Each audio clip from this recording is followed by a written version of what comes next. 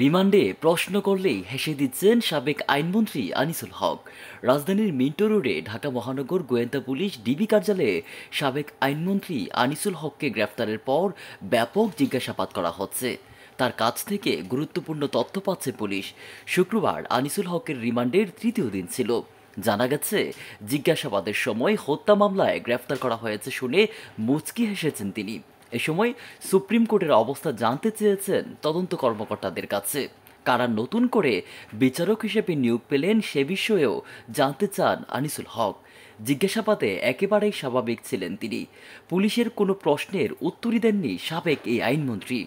প্রশ্ন করা হলেই শুধু হেসে যাচ্ছেন। ডিএমপি নিউ মার্কেট থানায় দায়ের হওয়া হকার শাহজাহান আলী হত্যা মামলায় মঙ্গলবার গ্রেফতার হয় সালমান এফ রহমান এবং আনিসুল হক। বুধবার তাদের আদালতে হাজির করে 10 দিনের রিমান্ডে নেয় পুলিশ। তারা এখন ডিবি হেফাজতে আছেন। গ্রেফতার সালমান ও আনিসুল হককে জিজ্ঞাসাবাদের বিষয়ে ডিএমপির ঢাকা মেট্রোপলিটন পুলিশের অতিরিক্ত কমিশনার ডিবি মোহাম্মদ আসাদুজ্জামান বলেন, এ বিষয়ে তার কোনো বক্তব্য নেই। যদি কিছু থাকে তার যেটা বলার তিনি দাওয়াত দিয়ে বলবেন বলে এ সময় জানান তিনি। নিউজ ডেস্ক, আমার বার্তা।